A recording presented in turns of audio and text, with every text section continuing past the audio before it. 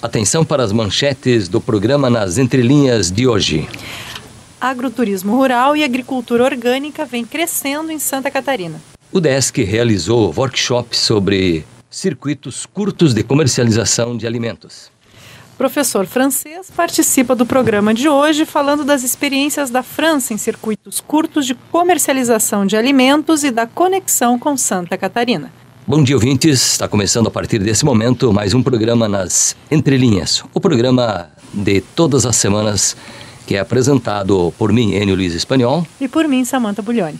É o programa da ISAG UDESC, falando sobre as atividades do meio acadêmico para o mundo da rádio UDESC. Samantha, em que contato é possível estabelecer com o nosso programa? Nós temos um e-mail, nasentrelinhas.exag@gmail.com. A questão ambiental é cada vez mais presente no dia a dia das pessoas. É preciso preservar o que existe e é preciso recuperar o que já destruímos. Não, sem dúvida, Anne, e principalmente as pessoas perceberem que nas pequenas ações elas são extremamente políticas, né, e impactantes para o meio ambiente. Aquilo quando nós vamos ao supermercado, o alimento que a gente escolhe, a gente acaba escolhendo também uma rede de produção, uma cadeia de produção. Então as nossas escolhas mais privadas e silenciosas, elas impactam sim todo o processo de preservação ambiental. E para tratar destas temáticas, nós temos dois convidados de hoje. Um é um professor francês, o Gilles Maréchal, que é responsável pela coprodução descentralizada do Conselho Geral lá da França. Ele é presidente da Associação AMAR e delegado da rede PECIA, na Conferência das Nações Unidas, Rio +20. E ele também tem várias publicações feitas, já tem um contato extenso aqui com Santa Catarina. Teremos, além da participação dele, também a participação da Thaís Costa Guzatti. Ela é doutora em Geografia e cofundadora da Associação do Agroturismo Acolhida na Colônia. Então temos duas participações importantes no programa de hoje. Não, então vamos lá, né? A primeira questão para o Gilles seria o seguinte. Primeiro, um pouco rápido da sua experiência, do seu contato com o Brasil, com Santa Catarina. Eu vou falar do meu contato com Santa Catarina, que Brasil eu tenho desde os anos 80, mas eu trabalhei nos anos 90 numa universidade agronômica lá do oeste da França e fizemos um projeto juntos com a UFSC. Então foi a primeira chance de conhecer Santa Catarina. Depois eu virei diretor de uma rede de produtores, de pequenos produtores rurais na França. Eu continuei os contatos com o Brasil. Esse tempo que o senhor está aqui, o português já está bom. Já faz tempo que estou tentando praticar. Não, pelo menos para mim está excelente, né? Eu acredito que o pessoal de casa também. Professor Gilles, explica para nós o que são circuitos curtos. Circuitos curtos são circuitos de comercialização que tentam aproximar o produtor com o consumidor. Curto significa que tem uma distância mínima entre o produtor e o consumidor, mas também uma distância mínima, uma distância geográfica mínima, que eu vou consumir produtos do local. Isso significa, então, que as cidades elas vão ter que ter uma produção muito mais diversificada do que monoproduções, digamos, para viabilizar essa proposta? Provavelmente, ou até integrar a produção dentro da cidade, fazer uma produção urbana ou uma produção nos arredores da cidade. Então seria a ideia de muitas produções em pequenos grupos. Assim, eu estou tentando imaginar um pouco as cidades aqui do interior de Santa Catarina, exemplo ali do projeto da Acolhida da Colônia, né? Pega Anitápolis, Braço do Norte, Santa Rosa de Lima, tem várias cidades em que tem uma produção muito específica, né? Para a gente conseguir incluir numa lógica de circuitos curtos, né? De comercialização, elas precisariam ter uma maior diversidade, né? Seria isso? Na verdade, se me permite, a gente vive num estado que é prioritariamente agricultura familiar, e uma característica da agricultura familiar é a de produção diversificada já. Né? Então, um pouco diferente do que acontece na França, aqui no estado, por exemplo, qualquer agricultor familiar nosso, salvo aqueles que produzem integrados, fumo, suínos, né, principalmente fumo, os agricultores já têm uma produção de leite, uma produção de frutas, uma produção de hortaliças, eles têm isso para o consumo e eles vendem o excedente. Essa é a forma mais habitual na agricultura familiar. Basicamente, o Gil falou bastante sobre isso na intervenção dele hoje, mas basicamente existem várias formas de circuito curto, desde feira até a venda de cestas, enfim, outras iniciativas. Basicamente, você entregar para o consumidor urbano aqueles produtos que ele precisa para a sua alimentação, né? Então, desde produtos de origem animal, vegetal, né? Enfim. Gili, e as experiências na França? Conte um pouquinho das experiências neste campo lá na França. Bem, no início dos anos 2000, o pessoal que mexe com agronegócio dizia que esse tipo de agricultura ou de rede de comercialização não existia mais, que era algo do passado, que o pouco que ainda existia ia desaparecer daqui a pouco. Só que no início dos anos 2000 houve uma revitalização desses circuitos curtos, hein? Desde a tradicional feira, que algumas delas se especializaram no produto orgânico ou mudaram o horário. É só mudar o horário, faz com que o pessoal que sai da oficina vai passar lá no horário certo. Mas também houve criações novíssimas, tipo as cestas que o consumidor compra com 6 meses de antecedência e recebe cada semana uma cesta de fruta, de legumes. Então, é uma mistura de práticas já antigas, mas renovadas, e de práticas completamente novas.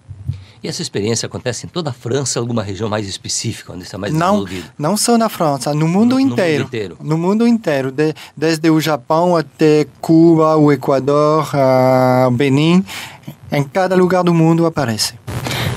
Do ponto de vista econômico para as famílias, há um benefício objetivo? Elas ganham equiparadamente com aquelas que têm subsídios? Está falando das famílias de agricultores. Exatamente, dos agricultores.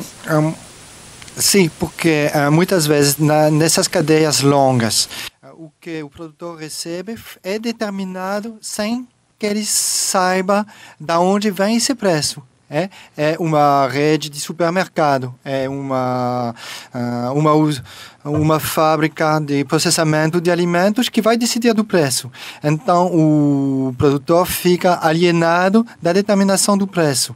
Nesse caso do circuito curto, o produtor fala com o consumidor. Pode saber qual o preço justo que o produtor deve receber, mas também que cabe com a renda do consumidor. Portanto, é o produtor e o consumidor também é o favorecido nesse processo. Ao menos em alguns deles, porque, claro que em alguns casos tem produtores que só vendem para consumo de luxo, nem todos os consumidores podem comprar esse tipo de produto. Seria um pouco o que acontece com os orgânicos hoje no Brasil, que o custo é mais alto e aí acaba tendo uma seleção. Não é só orgânico, é que tem alguns produtores bem espertos que querem vender só nos bairros mais procurados da cidade. Não é só o produto orgânico, porque o produto orgânico pode ser muito competitivo, ainda mais competitivo se considerar o preço social da agricultura convencional.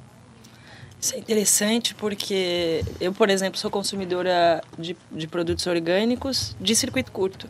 Então, se a gente compara o preço do quilo do tomate dentro de uma rede de supermercado aqui de Florianópolis, em contrapartida com a aquisição direta, né, dentro desse sistema, eu consigo comprar o tomate quase ao preço do tomate convencional. Então, é uma questão de... Agora, claro... Eu não tenho a possibilidade de comprar às 9 da noite, porque o supermercado fica aberto, inclusive 24 horas. Então, o consumidor passa também por uma questão de organização, consciência e de decisão de consumir, de abrir mão de algumas coisas. O meu tomate não vai ser tão bonito, ou eu não vou encontrar tomate em todas as épocas do ano, né? Mas eu também não estou comendo... Não sei quanto, porque a gente sabe hoje, né, cada vez mais estudos que mostram a história do agrotóxico, né, os produtores convencionais que não respeitam a carência dos produtos para garantir vida de prateleira, que os produtos não estraguem. Né? Então, é uma questão de opção. Isso é uma coisa que impressiona na França, em bastante medida, em comparação com o Brasil, nessa questão dos circuitos curtos, é a tomada de consciência dos consumidores, né? Sobre, por exemplo, pagar 6 meses de antecedência a compra, requer que o consumidor ele esteja realmente, tenha uma certeza, né, uma confiança no produtor, mas também, por que eles fazem isso? Porque o agricultor não tem como financiar a sua safra, né, e se ele não tem mercado garantido, muitas vezes ele desiste da produção, então é uma forma de você manter aquele produtor produzindo um produto de qualidade para você. Além disso, né, de que ele está preservando o meio ambiente, a água que provavelmente você toma na cidade. Então, realmente é uma coisa que está muito ligada à consciência do consumidor. Bom, o consumidor ele é um coprodutor mesmo, nesse caso. Com certeza. É uma ação política acima de tudo, né, Gil? É uma ação política porque é uma ação coletiva de consumidores e produtores organizados, mas também é uma ação política dentro da vida de cada um. Por exemplo, se eu consumir com o mesmo padrão que eu tenho quando eu compro nos supermercados, eu nunca vou poder pagar tudo. Mas se eu ficar mais conscientizado no que significa o alimento, eu vou mudar o meu padrão de consumo. Talvez comendo menos carne, mais feijão, mais produto da estação. Eu não vou comer, na França é tomate no inverno, nas estufas. Então é um câmbio coletivo, mas também individual. Cada um deles alimentando o outro. Você falava na reunião de hoje que essas associações, essas redes, enfim, estão ligadas fortemente à questão da felicidade, à cidadania. Você fazia as comparações. Portanto, são ações altamente pessoais, coletivas e no sentido da politização, da consciência do que se faz. É verdade, mas não é uma consciência. Eu falei que tem experiências em cada país do mundo, mas os motivos dos consumidores, dos produtores, dos cidadãos são diferentes. Hein? No Japão, a gente notou que é mais uma busca de felicidade e de harmonia social, enquanto na França é mais uma ação de cidadão, uma ação politicamente conscientizada de cidadãos. Aqui em Santa Catarina, quais são os exemplos desse tipo de experiência dos circuitos curtos? Existem diversas organizações de agricultores familiares que empreendem já ações, né? Claro que em comparação com a França ou com outros países, a gente ainda está num estágio muito... e a gente conversava hoje no workshop de algumas dificuldades que a gente tem para que isso avance, né? Falando especialmente não do mercado institucional, mas do circuito curto, onde tem essa relação consumidor-produtor, que é a questão da infraestrutura, né? Aqui, para o agricultor conseguir chegar no centro urbano e entregar a sua produção, ele vai percorrer não sei quantos quilômetros de estrada ruim ou de estrada até não pavimentada. Ele não tem internet em casa. Na França, eu visitei vários grupos desses. O produtor recebe lá a planilha com as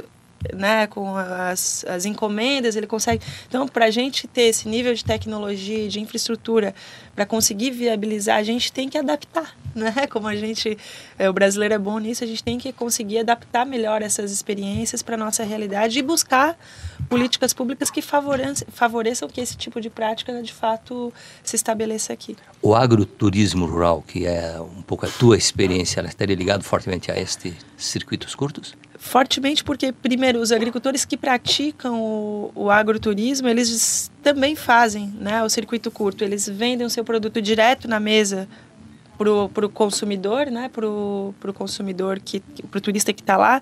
Ele vende o excedente da sua produção e essa é uma das propagandas que se o turista ele aproveita para comprar a feira da semana na casa, ele paga metade da sua viagem, no mínimo, se for comparar a compra no supermercado. Mas eu acho que o papel mais importante do agroturismo é a consciência, porque a gente não cuida ou não valoriza aquilo que a gente não conhece, né? Então, esse discurso, se a gente está falando que é uma mudança de atitude do cidadão, como é que a gente vai querer que um cidadão urbano que nunca teve contato com o rural valorize o trabalho que é produzir um pé de alface no sol, na chuva, com a enxada, se ele nunca viu isso, claro, né? Então, acho que o agroturismo ele favorece essa tomada de consciência. E, por exemplo, para quem está em casa, né, se quer tomar uma posição mais política nesse sentido, mudar um pouco seu padrão de consumo, alguma dica para começar agora, em algum lugar, algum site para procurar informações? Bom, existem vários, né? Vou falar particularmente do que eu acompanho. A gente tem a Agreco, né? Tem um sistema de cestas que funciona aqui em Florianópolis e na região.